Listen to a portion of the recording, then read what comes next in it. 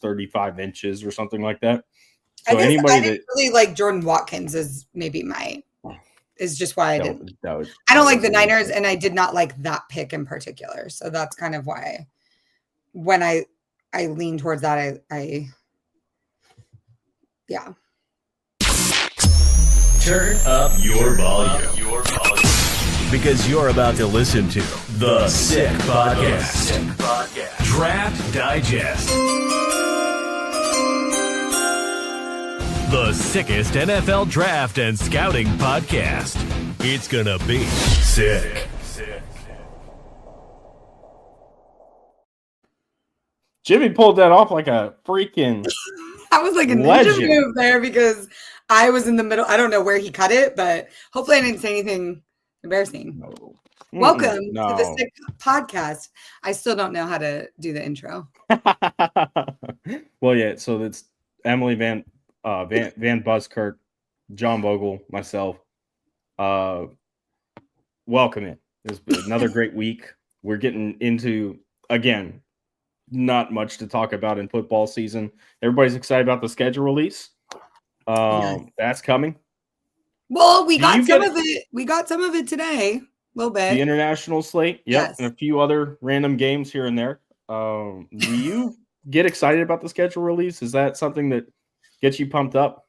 I'm glad you asked that question because no, normally I would say no, not, and no, but with the caveat that for my job as a college football writer, the NFL schedule has become more and more into play when scheduling your coverage. So someone like me who gets to pick the games that I want to cover for the season and gets to create my own schedule, which I worked very hard and very long to have this privilege. And I'm very grateful for it, that I get to build my own schedule. I very much have to pay attention now to the NFL schedule and how that coincides in certain cities. So that being said, I can't plan my college football season, which I'm so excited to start doing until they release this darn schedule tomorrow. So I am like waiting pins and needles Christmas tonight to figure out which games are going to line up. So yeah, it's going to, so I just, it's another checkpoint, in the season, in the off seasons. Okay. Now we know who's playing where. It's more information to input.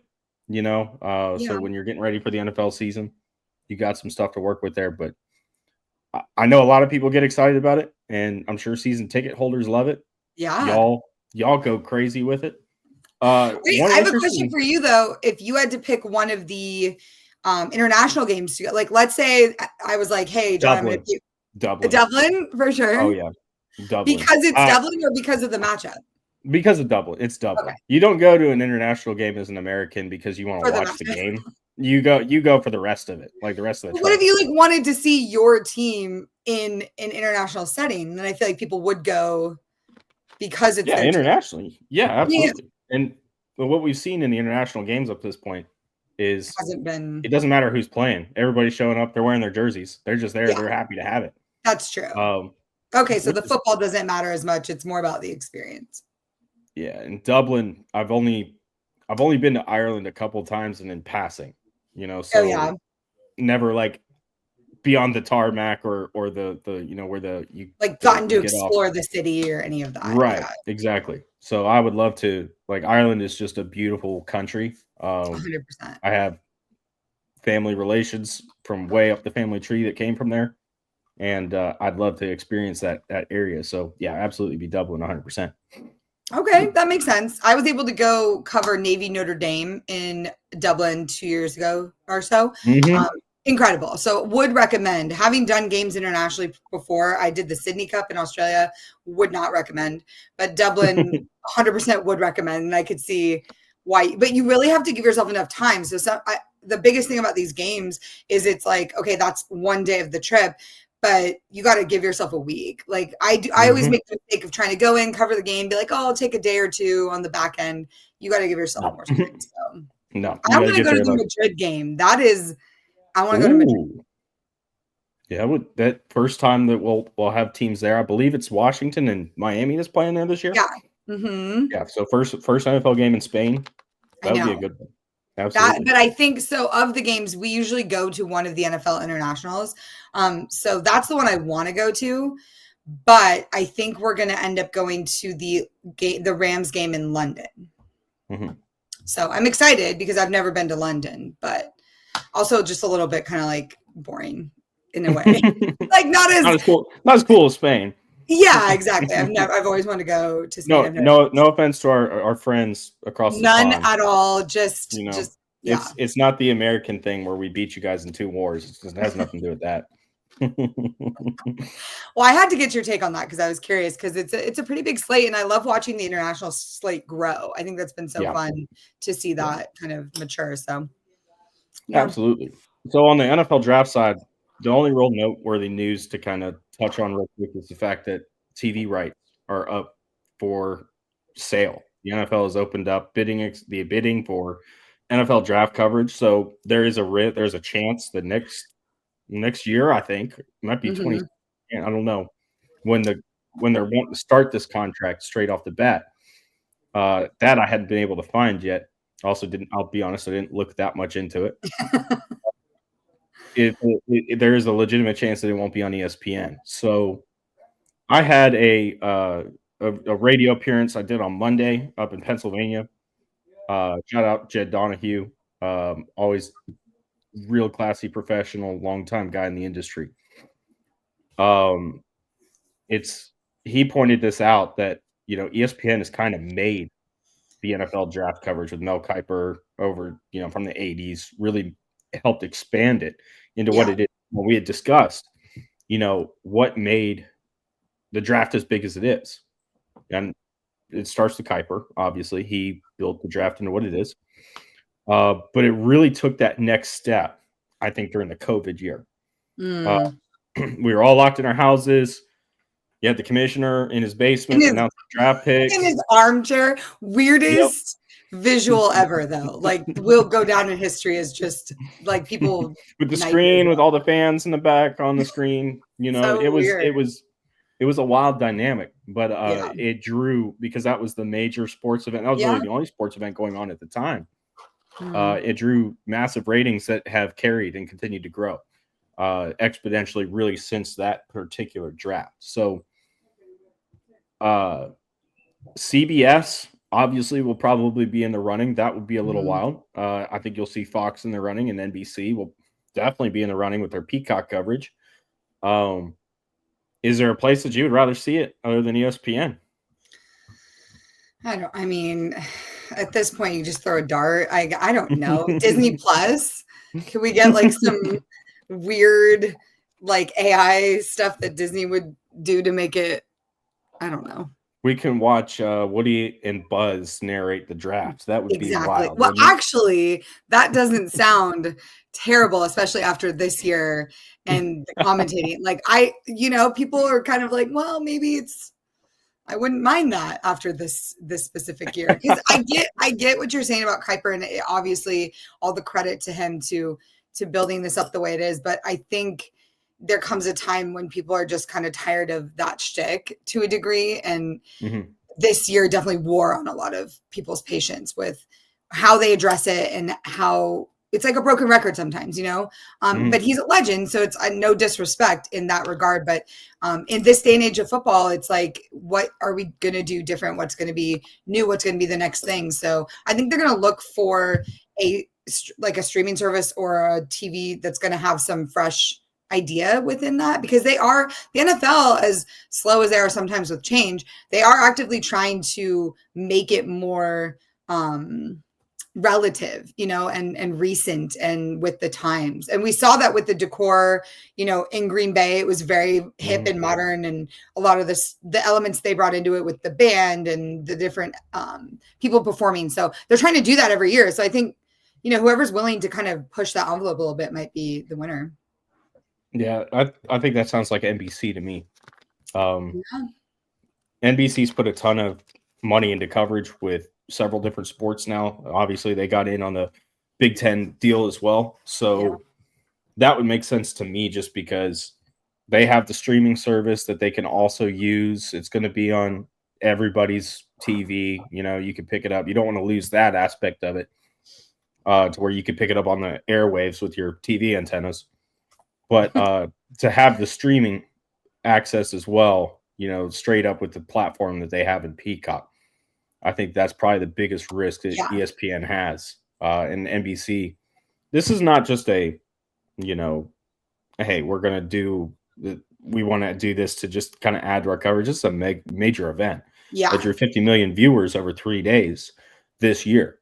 Yeah. So when you kind of put that up against like the Super Bowl that draws 105 million and, for the one day, you kind of break that down and you say, well, that has a lot of value right there. There's not a lot of TV shows that are going to play 3-day long events and draw that kind of attention. I don't think there's really any show that'll do that. Well, I'm pretty sure that you could have Mariska Hargitay and Stabler in an SVU situation across the stage, like arresting me. I just feel like there's so many opportunities there for NBC to do things that would be integrating their TV shows and their culture. That would be so interesting. Yeah, absolutely. They would do all that. And then I think they've got a really great cast already in place with Mike Tiriaco. Yeah. You've got Chris Sims, you've got Jason Garrett. So there's a Rodney Harris, Tony Dungy.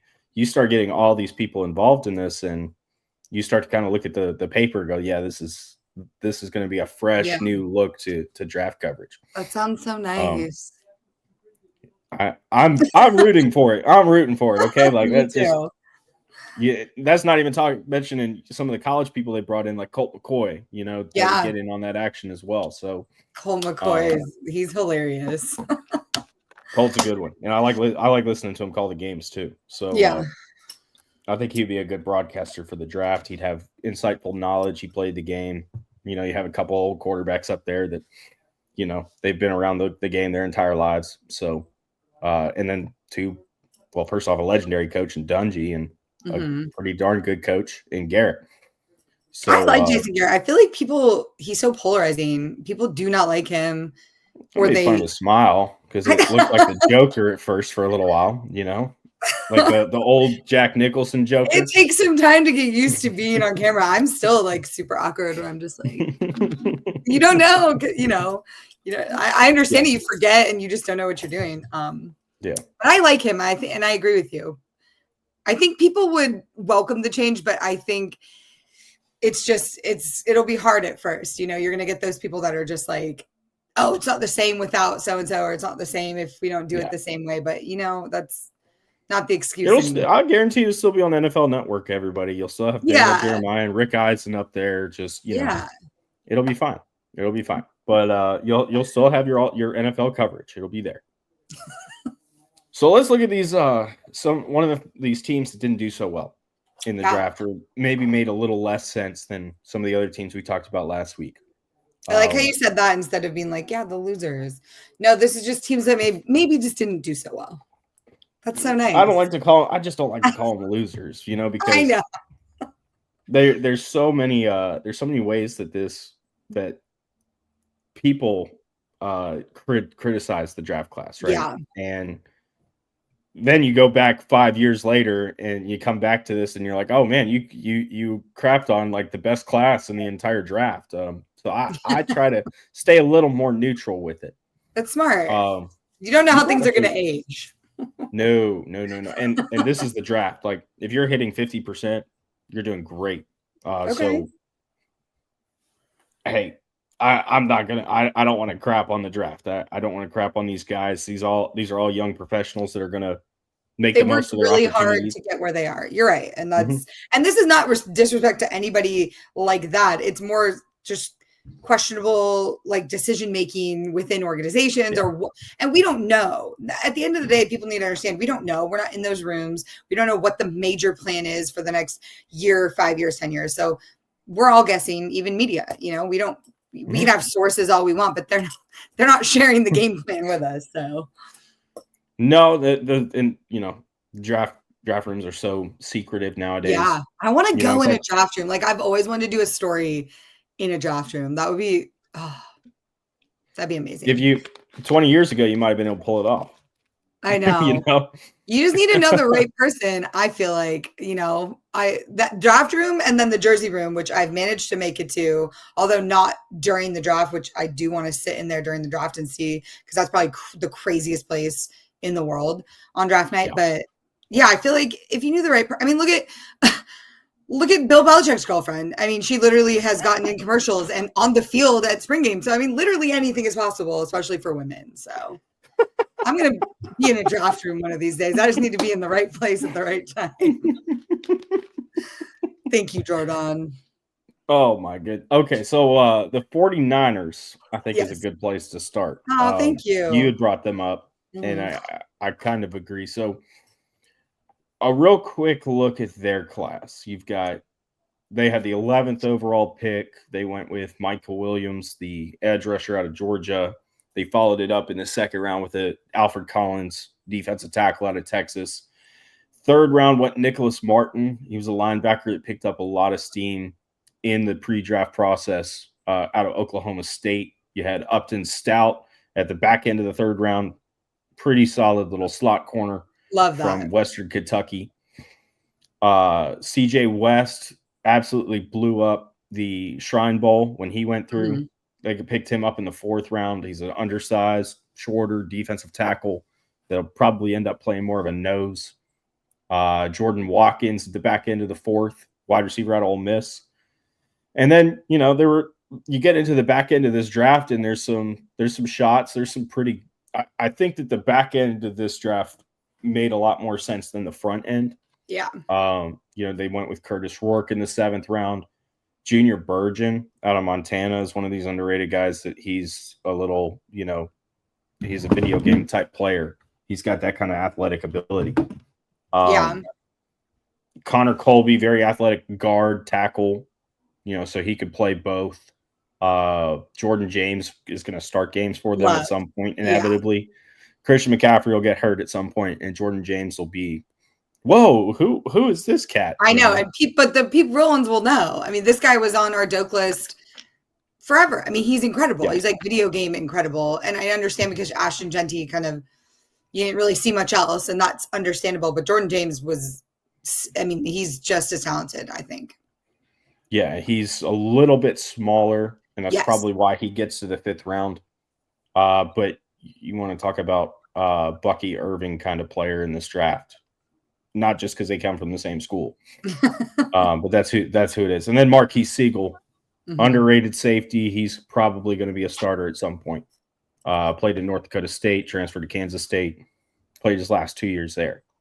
So overall, when you kind of look at this, the interesting thing about it is the fact that you have the 49ers already starting to cut costs from a team building standpoint right now. Brock Purdy's contract extension is inevitable. If you're going to retain him, you're probably going to pay top quarterback money for him. Got to make room for it because he's right now on a rookie minimum deal, and you're going to be paying him about $49 million more a year than you are right now. So I think we expected to see them go with a little more offense, a little bit more of an offensive focus. The Deebo Samuel trade kind of really limited that wide receiver room. They haven't been healthy. Freaking Ricky Pearsall is coming back from a gunshot wound. Played pretty well when he did last year, but he's back, right? So you're betting on him being a hit. Yeah. And so you add Jordan Watkins in the 4th round. You kind of mentioned that was not a favorite pick of yours off camera. No.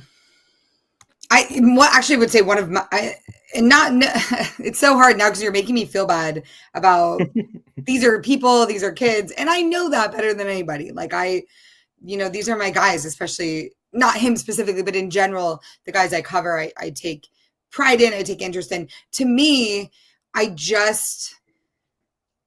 he's not I honestly, I would have Junior the guy you mentioned, Bergen, I don't know that there's that much more of a value in taking Watkins. I don't think he's going to pan out the same way.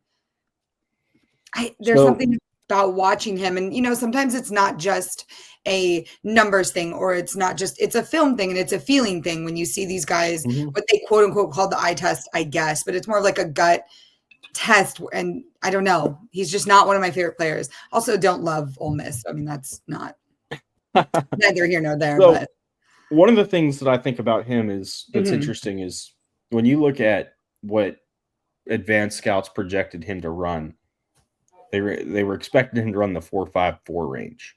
He ended up running a 4.37. You don't see that kind of speed on tape, and that's one of those things about the testing cycle that could get lost very quickly, is the fact that you want this stuff to back up what you're seeing on tape. You don't see 4.37 speed from him. He doesn't separate going down the field. He's not really a deep threat. He's done it because of the way that Ole Miss is schemed. right. They did a great job opening people up. Now, obviously, Kyle Shanahan does that better than anybody in the NFL when it comes to scheming people open, using that type of player. But if you're wanting to replace Debo Samuel with Jordan Watkins, I don't think you're going to see the same type of player. He's not that physical guy in the open field. He's definitely more of a possession receiver, a guy that you want to typically keep underneath. Yeah. I had a 5th, 7th round grade on him. I also projected him as like a 5th wide receiver, maybe a game day inactive, depending on the roster that you're in. And, the things that kind of pop out when you look at the cons, right, on the, on the sheet is an average speed. Sometimes his body control is lacking. Has some consistent hands. Dropped right around 3% of his targets, which I think he had 69 targets this year, 74 the year before. So it's not a terrible drop number, but it's he doesn't have that hand strength that you kind of see with the controlling the ball as soon as it gets there. And then he ran a bit of a limited route tree too. So how far advanced is this guy? Those are the questions that I had with him. And, that's why I had him projected as more of a game day inactive type player, a guy that's going to be on the 53-man roster, but you're going to scratch him on game day just because he's good depth to have there in your receiver room that you're going to hope develops into something as you expand that route tree, maybe put him on the jugs machines a little bit more. But I don't think he's a guy that you really want to work the sidelines with. You want to keep him work in the middle of the field underneath. Those crossing routes, maybe set him up in the stick, those types of concepts. I don't see him being the deep threat, though, that the 4.37 speed would suggest that he is. Yeah, and he's undersized. I a little bit undersized, and he's not super physical. So, you're going to have to put him in the right place because I don't think he's going to be able to fend off certain things. And honestly, watching him over the course of his career, he did have some games, which I understand people saw and they were like, okay, these are incredible. He had, I think 900 receiving yards, which was a career high, but he didn't ever have a full season. I don't know if you look at it top to bottom, but it wasn't a consistent full season of eye-catching games. And I know that's a lot to ask of a guy in college every year or for a full year, but it's interesting to see that some games could be that great. And I don't think it had anything to do with the competition. It was just kind of unpredictable when those big games would come off and when the other ones wouldn't. So that was kind of, I guess, more my issue with him is the physicality, which I like a receiver, like a Nick Nash that can fight somebody off and come down with it. And I don't think that he would, but then again, his speed does make up for it. So maybe you're right. And they'll put him in the right place to succeed in that system. Well, again, that 4.37, I didn't see that on tape. He's running that in shorts. I don't know what he's running when he puts some pads on. Yeah. That's my question. So fair enough. I think also when you look at Michael Williams being the first pick here, doubling up a defensive tackle in the 2nd and the 4th rounds. In theory, it's a good idea to go ahead and do that, right? Because you want to be able to rotate defensive line. They were quite thin in their defensive tackle group. They were coming into the year with Jordan Elliott, Kalia Davis, and Evan Anderson. So West and Alfred Collins, the problem here is they both kind of fit that same role in this defense. Collins, he's 330 pounds. Yeah. He's more of a true one tech. West is more of a one tech. Evan Anderson is a one tech. So you're stacking one tech type guys that you're going to put in that role. And unless you're planning on moving Evan Anderson and being done with him after his first year in the league, it doesn't make a whole lot of sense. Yeah. Michael Williams, this is not a guy that's going to come in here and impact right away. And this hurts you a little bit more because Drake Jackson was just released because he failed his physical. So now you've got Nick Bosa, and you're going to put Michael Williams on the other side. Michael Williams could end up being a great player. He has the tools that you like. He's insanely quick. He tested well in the couple things that he did, which was, I think he just ran the 40-yard dash in the pre-draft cycle, but he ran through the positional drills and he looked good doing it. He's one of those guys that comes off the bus and you're like, this guy is a football player. Mm-hmm. So if you want to kind of compare him, you want to look at maybe like a Trayvon Walker a few years ago. He's developed into a pretty darn good player in the league. Would you say first overall, first round talent? Maybe not as much. Yeah. So you're getting a guy that's more of a project here in the first round. And now you really don't have anybody on the other side of Nick Bosa. You've got Robert Beal Jr., who hasn't played a lot yet. Yetur Gross-Matos, who's on his third team. Taron Jackson, I think he's on his third team. You don't have a lot of depth here. Yeah. So Michael Williams, using that as your 11th pick, maybe it's a good futures pick, but right now that's not going to help that defensive line in the way that you're going to need him to step up into it. So I think that's why you can kind of point to the 49ers and say this is a weird draft. Yeah. If you had doubled up on the defensive tackles and you went with a guy that you're going to put in your 3 and then one in your 1, I'd be like, okay, that makes more sense. But to just double stack the one tech, I'm not exactly on board with that. I hear you. I've no disagreement for me. I appreciate you starting with the team I wanted to start with, but I know that's not where you wanted to go. So why don't you hit No, I don't mind. I don't mind at all. The Detroit Lions, I think you have to kind of talk about too. This is a critical year for the Lions. Pretty much the entire coaching staff is gone. Between Aaron Glenn taking the head coaching job with the Jets, and now you've got him taking several staff members, and then you lose your offensive coordinator. Ben Johnson goes over to the Chicago Bears. He takes several members of the staff. So you're rebuilding this coaching staff. You're going to have to reset the culture. So Dan Campbell's got a lot on his plate. The other thing here is this team was also ravaged by free agency. They weren't able to keep a lot of the guys that specifically on the defensive side. Granted, this is a defense that played more people, I think, than any defense has played in a single season, just between all the injuries they had. I remember at one point there was 13 players on their defense on the injured reserve. It might have gotten to 15 at one point. So you put that into consideration, and that means that you're replacing your entire backup group and more. You're dipping into that free agent side quite heavily and having to rely on a lot of guys that don't necessarily play a lot. So this is a critical draft for them, and they really had to hit.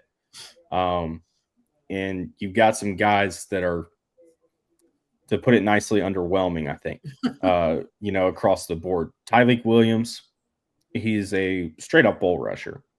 You want a guy that's going to compress the pocket. They also didn't have a lot of great options with the 28th pick. I think that their guy got snatched. I think they were going to go after Gray Zabel and try and get that guard situation kind of straightened out. That didn't happen. So they settled for Tate Ratledge in the second round. That might be a good pick. And then a lot of people were scratching their heads with Isaac Tesla in the third round.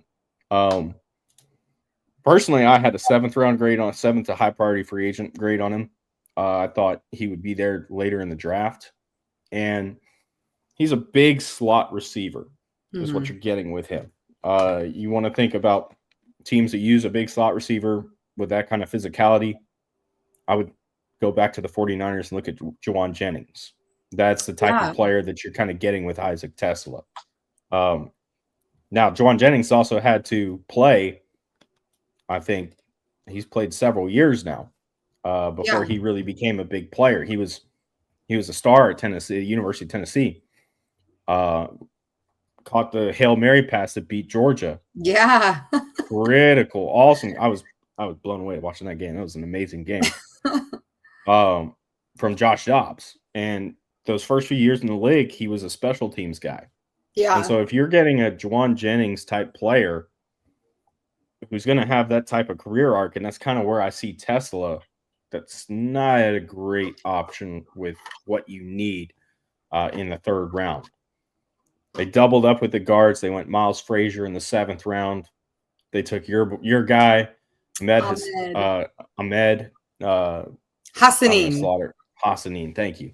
Because I'm looking at it and I'm dyslexic. Yeah, it took me a long time because I had to spell it a bunch for the story. So I nailed it after a while, but Ahmed Hassanin, yeah. Yeah, great. Fantastic story. And he embodies being a Detroit Lion. Yeah. Dan Jackson and Dominic Lovett, 2 Georgia guys in the back end of the 7th round.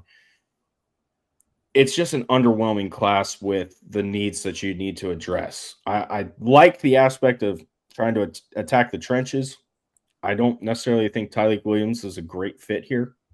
I could be very wrong. I don't see him being the impact guy outside of just a guy that's going to plug up the middle a little bit. I don't necessarily think that I don't like guys that are straight up bull rushers, and that's how they're going to win. And that's my biggest problem with Tyleik. He's just a bull rusher. You look at a guy that Jacksonville's had for a long time that came out of Ohio State too. That's Devon Hamilton. Mm-hmm. He was a 2nd round pick, and that's all he does. He's straight up bull rusher. If you stop him with power, he doesn't hold his gap. He doesn't do anything. And that's kind of where I see Tyleik Williams. Yeah. So you've got your work cut out for you with him. Not great. Not a great start. That's my take from Detroit. I think it's very underwhelming. There was a lot of potential picks. It's a lot of potential guys that I mean, I think that's the best thing to say about Tesla. I think 4 or 5 years from now, we could be sitting here going, this is a guy that steps up. He plays with any quarterback, and he's good. Yeah. But, this year, you're replacing a couple of receivers that were key players for you. Yeah. I don't remember if Josh Reynolds was there last year. I know my mind is blanking on the big receiver that they had. That's who you're trying to replace. Because my high school classmate is their quarterback. Well, my high school mate is their quarterback. I should know this, but my argument is that Jared Goff can throw to anybody. So that doesn't matter. Get who you're going to get. I wish they had gone a different route at the wide receiver position. I understand that. I get that. If you like Tesla, I get it. Take him there. With the receivers that were still on the board and with what you need, you really needed a very highly effective 2. You've got Jamison Williams. He's your 2, right? They could you could stretch him into a 1 receiver. Amon-Ra St. Brown out of the slot. As soon as you put him on the boundary, you don't get a lot of success from him. He really works mostly the best out of the slot where he has multiple routes, different ways that he can go. You put him on the sideline, there's one way he can release. You don't get that production from him. And then you've got Tim Patrick, who, when he's healthy, is fantastic. Yeah. He was partially healthy this year, so he got to play more. But he missed the previous 2 years before that with training camp injuries. I feel like they needed to upgrade that position, like the 2 area, so that you could really slide Jamison out into the 1 and let him use his speed to kind of create those matchups. But this is also going to be a totally different offense. It is this year. It's not going to be Ben Johnson. And I just mean, felt like honestly, he was underwhelming. At least they drafted a fullback, undrafted free agent, Zach Horton, Indiana. Yeah. So, that's an A in my book if you're going to pick up a fullback. And I was texting with so they have a new tight ends coach, Tyler Roll. He is from North Dakota State or South Dakota State. I can't remember which one. Land of the fullbacks. So he and I have connected a long time ago. And when I saw he went to the Lions, I was like, praise Jesus, we're going to get some true like downhill running guys. And so when I texted him about Ahmed, I was like, oh, you guys got this great play. Like, I'm so excited for your team. You got this great guy. And he's like, yeah. And we also got a fullback, which I had missed in all of the frenzy of the signings. It's hard to keep up because they do a lot of those, bam, bam, bam, undrafted free agent guys. Yeah. And so he was telling me a little bit about this kid, and I'm very excited to watch him. So yeah, Horton played tight end at James Madison and Indiana, but he's undersized. But he had fullback packages, and if you can go watch film of him doing it, and that's what it sounds like Tyler's gonna use him as. So we'll definitely see him on special teams and maybe some fullback packages, which would be great. So Lions can't be that bad. Can't be all bad in Detroit. Well, we already talked about Miami last week. Yeah. So we probably don't need to rehash that. So the last team I want to get into before we cut this thing off, I know Jimmy's probably itching to watch the hockey game tonight. We're going to go with the Cleveland Browns. Oh, no. Because now I'm going to preface this by saying the first 3 picks, hot and cold. There's some good stuff there. I think I've talked a little bit about Mason Graham. I don't know if on the show, I know I've talked about it on multiple other podcasts and radio stations. Mason Graham benefited in this draft class from basically not having any elite tier defensive tackles. He's not an elite tier defensive tackle. He's not a 5th overall pick in any other draft. He didn't test. And I think the reason that he didn't test is because when you watch him on tape, he's very average athlete. He's able to win with power some. People pointed to he took double teams all year. Yes. I think that some of the training camp stuff that we've already seen from him is not very exciting. And then I think, I knew that the Jaguars weren't going to take him at 5 as soon as like the draft day. Yeah. When he got on there and he mentioned that in his pre-draft visit, he walked in there and first thing he said to everybody was imitated Coach Cohen going, Duval. And I was like, they're not going to draft him now. he just blew it. I don't think they were going to draft him anyway. Yeah, that doesn't help. That doesn't help. No, you can't have the guy making fun of your head coach walking into camp. New regime. That's not going to help you. No. But he can become a good player. That's not the point that I'm making. The point that I'm making is he's not going to be a, elite tier defensive tackle who's going to be disruptive and constantly in the backfield. He's going to be more of your gap stuffer, holding up there, not very flashy. Yeah. And he's already come into camp and he's not in shape. So that's never a good look. I'm not a huge fan of the Harold Fannin pick. Oh, why? What do you got against a kid from Bowling Green trying to make a go of it, man? Well, it's not necessarily anything I have against him. It's about the role that he's going to have to play at the next level. Okay. He's undersized.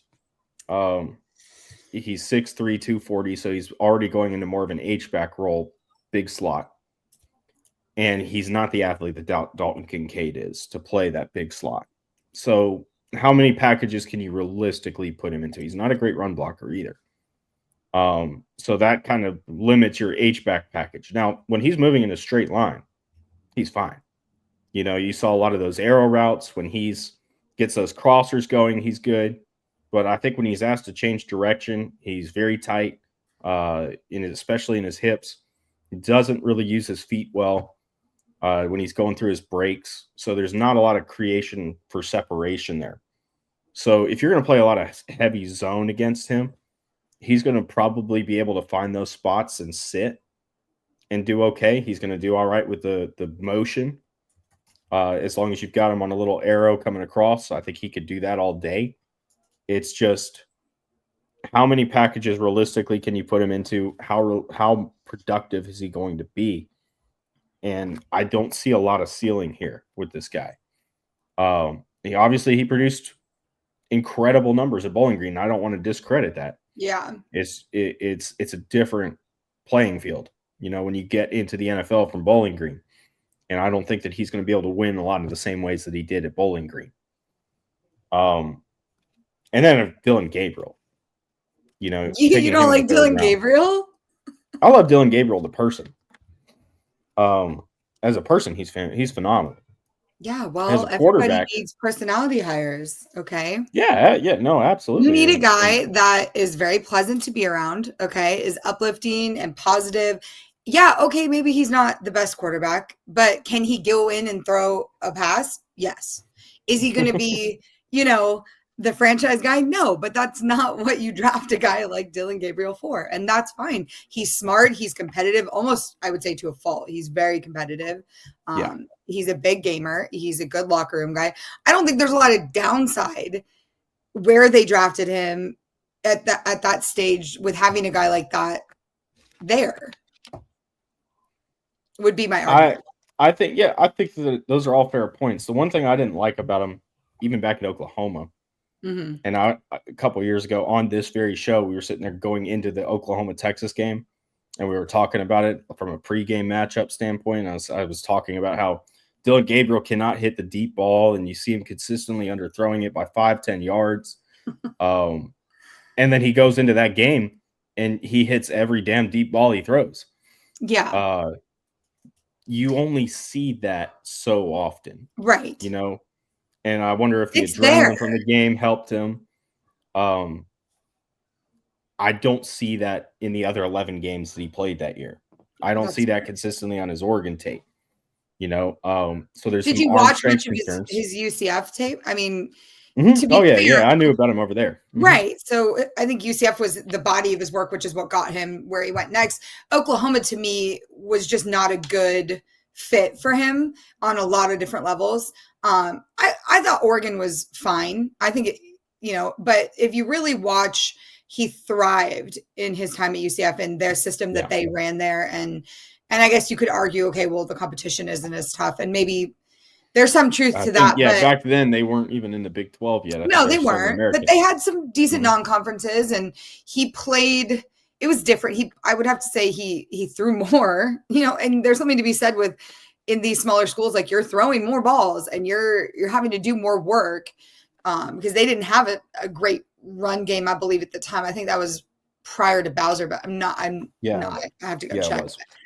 So I mean, is he going to be great? No, but I like that pickup where it was in that it's a good guy to have. It's like a Kevin Hogan. It's a great guy to have on your roster, to have on your bench. He's not going to do any harm, and you could put him in a situation and he's going to come through for what you need in that. Is he going to be like the game-winning Hail Mary pass guy? No, I don't think so. But he's not going to throw an interception either that's going to lose you the Super Bowl. So I just think it's all right. It can. The other two things that concern me is his size. Yeah, that's fair. He's very small. He is, and even in his build too, he's not a big guy at all. And he'll put some weight on though. I think he has potential to be a thing. Yeah. And then he's a lefty, and I'm not discriminating against lefties in general. The issue when you have a left-handed quarterback versus a right-handed is you have to kind of flip everything on the roster. So your blindside protector, it's not your left tackle anymore, it's your right tackle. Right. It's more complicated. The concepts, you have to flip them essentially and run them the opposite direction. The ball spins differently as well. Receivers talk about this all the time, where there's an adjustment to catching a ball from a left-handed quarterback from a right-handed quarterback because it spins the opposite direction. And that doesn't sound like it's a big deal, but it is actually as crazy as it sounds. So to grab Dylan in the third round and then come back in the fifth and grab Shedeur Sanders, I mean, I think that's what makes the Dylan Gabriel thing more wild is that they then took Sanders in the next round. Like that. That's what I think makes it hard for people to digest, and especially like you, for example, if they hadn't done that, I think it'd be a different pill to swallow. But because they did that, it's weirder, and I get that, but. I'm just glad you went for Shador. That's. I just think. I don't want to get into it. It's just not. We won't go down that rabbit hole again. But no, I that's where. Yeah. It becomes a very head scratching draft to me, and obviously, I think everybody knows that it was that was not an Andrew Berry pick in the 5th round. That was a Jimmy Haslam pick. Yeah. And everybody in the draft room made that very clear on camera for everyone to see. But that was so uncomfortable. It's such a bizarre situation. Yeah. Because of the collection of quarterbacks that they put on the roster. Yeah. Joe Flacco and Kenny Pickett. It's honestly a reality show in the making, but that's what Cleveland needs. Cleveland, what do they like? What you know what I mean? Like, what's the personality and what are they known for and like all that stuff? This could be great. This could be a Michael Scott. I think you can guarantee Hard Knocks is going to be there. Oh yeah. I know they haven't announced it yet, but it's pretty clear who's getting Hard Knocks now. It's going to be great TV. I shudder for their social media team and for their creative and digital because it could go either way. It could go badly and then I feel bad for that. But there's also so much potential for great content to come out of this. So from like a popcorn on my couch kind of situation, the Browns are it. I mean, I'm so excited to watch it. So that has to be factored into the draft grade is watchability. I'm going to be watching. I think a lot of America will be watching just because. So, and then you didn't say anything about Judkins. I love Quinshon Judkins. I think he's a really great player, but I also think he's a great human being. And, my side of it is more the feature, like get to know these guys. So I spent a lot of time with his family during the, playoff run. And I was able to talk to his mom a bit and they're amazing people and he's going to be such a stud. I have a really great feeling about Judkins. So that to me was great. So when you're looking at the totality of the draft, it's almost like a high-low situation where you're like, you know what I mean? Yeah, exactly. Yeah. Like that meme of the girl being like, oh. Yeah, Judkins is absolutely going to be a beast. I think we saw that his freshman year at Ole Miss. Yeah. He's perfect for Cleveland. He's that Nick Chubb kind of runner. He's going to go downhill. Yeah. He's got power and he's got speed in the open field. And I really like them pairing Dylan Sampson there too. Yes. Sampson, that's your thunder and lightning combination for the next 4 years. That's what I'm saying. So like, this is like, the more we talk about it, the more I'm like, okay, am I a Browns fan now? Like, what? Yeah, no, not as long as Voldemort's there. I just kind of pretend that like we just don't talk about it. We just don't say it, and then it's fine. Well, he's probably starting there this year. It's just so wild. As wild as it sounds. We'll see we'll see how it progresses. People also think Bill Belichick's going to coach a game at UNC, so I don't know. That's a good point. That's a good point. I'm starting to doubt that myself. Yeah. But no, that's the Browns. You're correct. Highs and lows. It's just one of those head scratching drafts where you're like, we can't see the vision yet, but they may see the vision, and maybe we're just like we can't see it.